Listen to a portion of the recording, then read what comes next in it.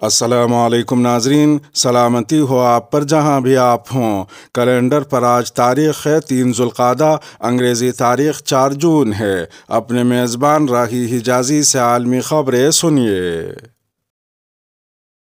بھارت کابل میں اپنا سفارت خانہ دوبارہ کھولے، ویزا سروس بحال کرے۔ طالبان حکومت نے بھارت پر کابل میں سفارت خانہ دوبارہ کھولنے اور ویزا سروس بحال کرنے پر زور دیا ہے۔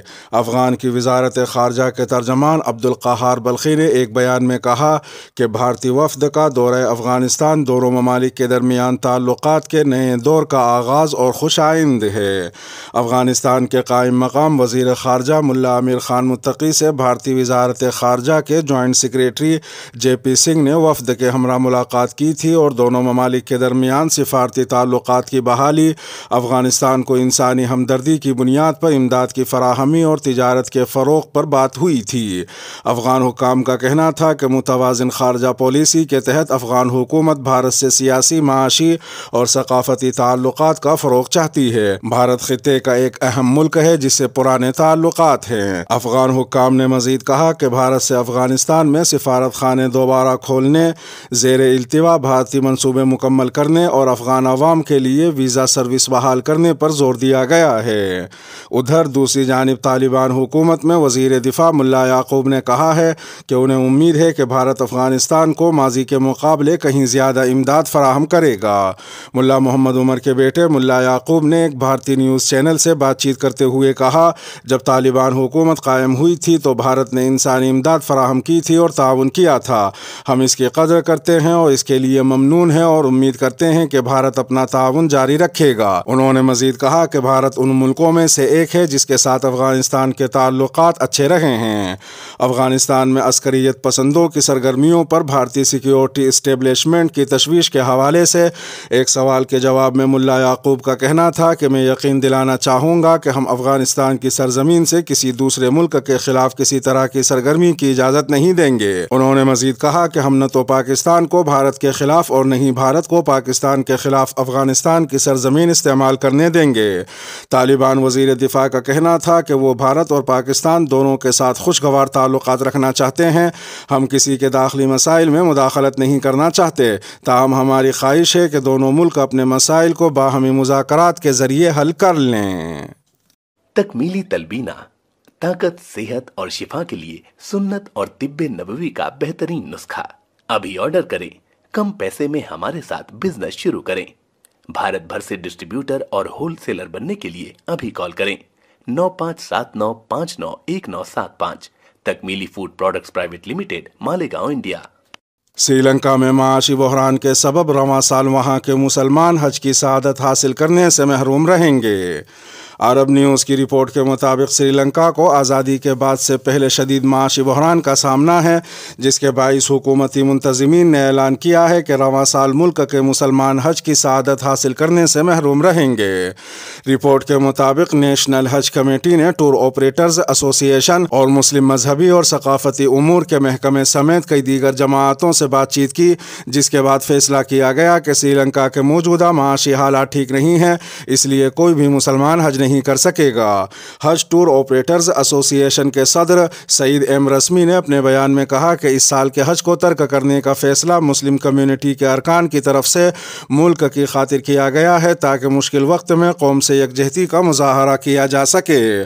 انہوں نے کہا کہ ملک کو اس وقت ڈالر کے سنگین بحران کا سامنا ہے، جس پر قابو پانے کے لیے زیادہ سے زیادہ غیر ملکی کرنسی کی ضرورت ہے۔ ہماری کوشش ہے کہ مسلمان اس کٹھن وقت میں حکومت کا ساتھ دیں۔ واضح رہے کہ سعودیہ عرب نے 2022 کے لیے سری لنکا سے 1585 عازمین کو حج کوٹے کی منظوری دی تھی۔ ادھر ایک دوسری خبر میں سعودی وزارت حج و عمرے کی جانب سے جاری کردہ بیان کے مطابق حج 2022 کے لیے تمام تیاریاں مکمل کر لی گئی ہیں۔ مقامات مقدسہ پر عازمین حج کو بہترین سہولیات کی فراہمی کے لیے بھی انتظامات مکمل ہیں۔ وزارت حج کا مزید کہنا ہے کہ رواں سال عازمین کے لیے حج اسمارٹ کارڈ نافذ کیا جائے گا، جس میں حج اور متعلقہ شخص کے بارے میں معلومات ہوں گی۔ حج کے دوران بہترین انتظامات کی فراہمی کے لیے جدید ترین ٹیکنالوجی کا استعمال کیا جائے گا۔ حکومت کا قومی رحمت للعالمین اتھارٹی بل ترمیم کے ساتھ لانے کی تیاری۔ سابق وزیر اعظم عمران خان کی بنائی گئی قومی رحمت للعالمین اتھارٹی کے صدارتی آرڈیننس کی مدت ختم ہونے سے قبل چیئرمین رحمت للعالمین اتھارٹی ڈاکٹر انیس احمد نے وزیر اعظم پاکستان میاں شہباز شریف کو استعفیٰ بھیج دیا ہے۔ اتھارٹی کی مدت 10 جون کو ختم ہونے کے ساتھ تمام ممبران بھی فارغ کر دیے جائیں گے۔ تفصیلات کے مطابق گزشتہ حکومت نے قومی رحمت للعالمین اتھارٹی کا آرڈیننس پیش کیا تھا، لیکن اپنی حکومت کے 4 ماہ تک ایکٹ میں تبدیلی نہ کرا سکے۔ تازہ صورتحال کے مطابق اتھارٹی کا آرڈیننس دوسری مرتبہ توسیع کے بعد 10 جون کو ختم ہو جائے گا۔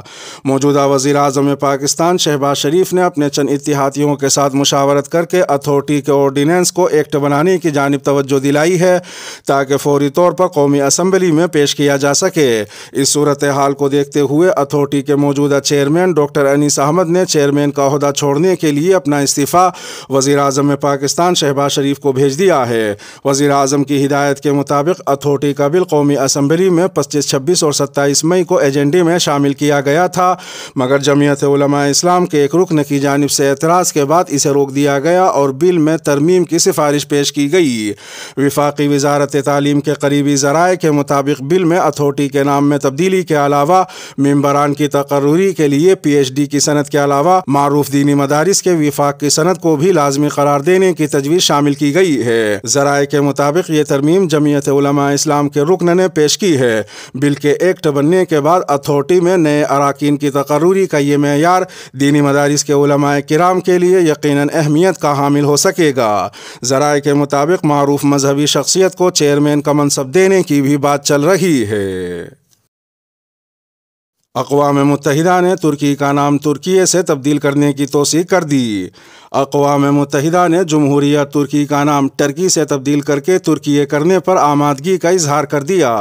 الجزیرہ کی رپورٹ کے مطابق اقوام متحدہ کے ترجمان نے بتایا کہ ترک وزیر خارجہ کی جانب سے سیکریٹری جنرل اینٹونیو گوٹریس کو ایک مراسلہ موصول ہوا جس میں تمام انتظامی امور کے لیے ٹرکی کے بجائے ترکیے استعمال کرنے کی درخواست کی گئی تھی۔ علاوہ ازیں ترجمان نے بتایا کہ خط موصول ہوتے ہی ملک کے نام کی تبدیلی کا اطلاق ہو گیا۔ ترک صدر نے دسمبر میں ایک میمورنڈم جاری کرنے کے بعد بین الاقوامی سطح پر تسلیم شدہ سرکاری نام ٹرکی کو انگریزی میں تبدیل کر کے ترکیے کرنے کا اقدام شروع کیا تھا اور عوام سے کہا تھا کہ وہ ملک میں تیار کی جانے والی چیزوں پر لفظ ٹرکی کے بجائے ترکیے استعمال کریں۔ گوگل پر لفظ ٹرکی لکھا جائے تو سرخ پرچم کے ساتھ اس پرندے کی تصویر بھی سامنے آتی ہے جسے امریکہ میں تھینکس گیونگ ڈے اور کرسمس کے تہوار پر بڑے اہتمام سے پکایا جاتا ہے۔ ایک بڑے پرندے کا نام ہونے کے علاوہ کیمبرج ڈکشنری میں اس لفظ کا ایک اور معنی احمق یا بے وقوف شخص بھی درج ہے۔ ترکی کے نشریاتی ادارے TRT نیوز کے مطابق عام طور پر ترک قوم کے لوگ اپنے ملک کے لیے ٹرکی کے لفظ کو اس لیے پسند نہیں کرتے کیونکہ ان کے مطابق اس لفظ سے بعض مضحکہ خیز اور تحقیر آمیز تصورات بھی جڑے ہیں۔ ویسے بھی مقامی زبان میں یہ لفظ ترکیے ہے، اسی بنا پر صدر اردوغان نے بھی نام کا یہی املا استعمال کرنے کا حکم نامہ جاری کیا تھا۔ عراق میں زیر آب چھپا 3400 سال پرانا شہر خشک سالی میں ظاہر ہو گیا۔ رواں سال عراق میں شدید خشک سالی کے باعث دریائے دجلہ سے 3400 سال پرانا شہر نمودار ہوا ہے جس کے بارے میں خیال کیا جاتا ہے کہ یہ 2000 قبل مسیح کی میتنی سلطنت کا مرکز تھا۔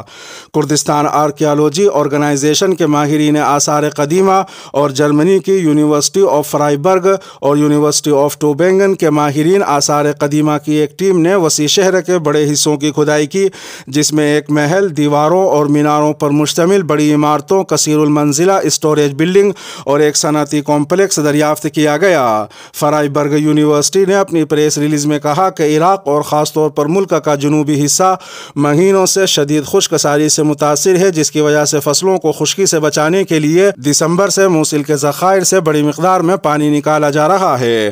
پانی کی سطح میں کمی کی وجہ سے عراقی کردستان کے کیمون خطے میں واقع کانسی کے زمانے کا شہر دوبارہ نمودار ہوا جو کئی دہائیوں پہلے ڈوب گیا تھا۔ ادھر ایک دوسری خبر میں یورپی یونین خلیج تعاون کونسل یعنی GCC میں شامل رکن ملکوں کے تمام شہریوں کو ویزے کی پابندی سے استثناء دینے کا قانون بنانے جا رہی ہے۔ اس امر کا اظہار سعودی عرب میں متعین یورپی یونین کے سفیر پیٹرک سیمونے نے کیا ہے۔ پیٹرک سیمونے کے مطابق سعودی شہریوں کے لیے ویزے کا نیا قانون بنایا گیا ہے جو جلد نافذ العمل ہوگا۔ انہوں نے بتایا کہ سعودی شہری ویزے کی پابندی کے بغیر کسی بھی یورپی ملک کا دورہ کر سکیں گے۔ یورپی یونین کے سفیر نے کہا کہ یہ اقدام خلیجی ممالک کے ساتھ یورپی یونین کی اسٹریٹجک شراکت سے متعلق جاری اعلامیے کی روح کے عین مطابق ہے۔ ولید اقبال، دادا کی بات سنو، تو اگر میرا نہیں بنتا نہ بن، مرغا تو نہ بن۔ پاکستان تحریک انصاف کے سینیٹر اور مشہور زمانہ شاعر علامہ اقبال کے پوتے ولید اقبال کے پارلیمنٹ کے ایوان بالا میں حکومت کے خلاف احتجاج کے دوران مرغے کی آوازیں نکالنا سوشل میڈیا پر زیر بحث ہے۔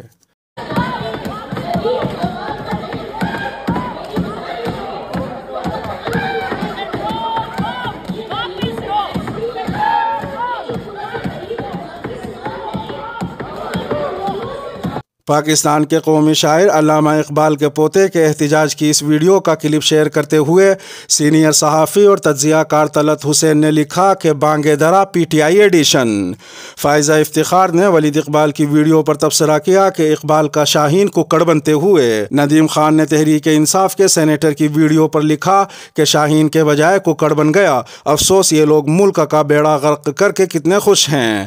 محمد وقاص حیدر نے ولید اقبال کے کام کو انتہائی غلط قرار دیتے ہوئے کہا کہ بزرگوں کی عزت کا خیال رکھیں۔ اے جاوید نامی ٹویٹر ہینڈل سے تبصرہ کیا گیا کہ بانگی درا، آج پتہ چلا اقبال دا شاہین ککڑے۔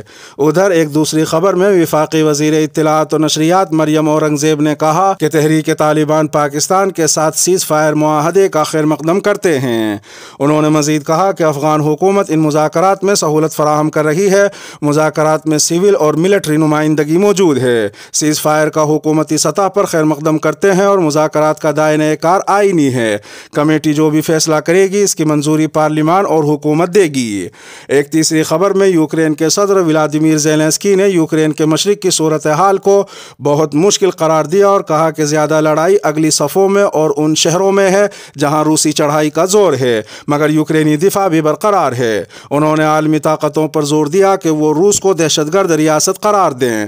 ان کا کہنا تھا کہ میں دنیا کو یاد دلاتا رہوں گا کہ روس کو ایک دہشت گرد ریاست کے طور پر تسلیم کرنا ضروری ہے۔ یہی سچائی ہے، یہ یوکرین کے روس کی حقیقت ہے۔ انہوں نے مزید کہا کہ قابضین یورپ تک رسائی چاہتے ہیں اور اس کو قانونی طور پر مانا جانا چاہیے۔ اس کے ساتھ ہی خبروں کا اختتام ہوا۔ ویڈیو کو آخر تک ملاحظہ فرمانے پر شکریہ۔ ویڈیو میں کوئی چیز پسند آئی ہو تو برائے کرم لائک کے بٹن کو پریس فرما دیں۔ ملتے ہیں شام 8 بجے انڈیا کی خبروں والی اگلی ویڈیو میں، اور اگر آپ 8 بجے کے بعد یہ ویڈیو دیکھ رہے ہوں تو وہ ویڈیو آپ کی اسکرین پر نمودار ہو رہی ہوگی۔ تھم نیل پر ٹچ کر آج کے انڈیا کی خبریں بھی سن سکتے ہیں۔ اپنے میزبان راہی حجازی کو اب دیجیے اجازت۔ سلامتی ہو آپ پر جہاں بھی آپ ہوں۔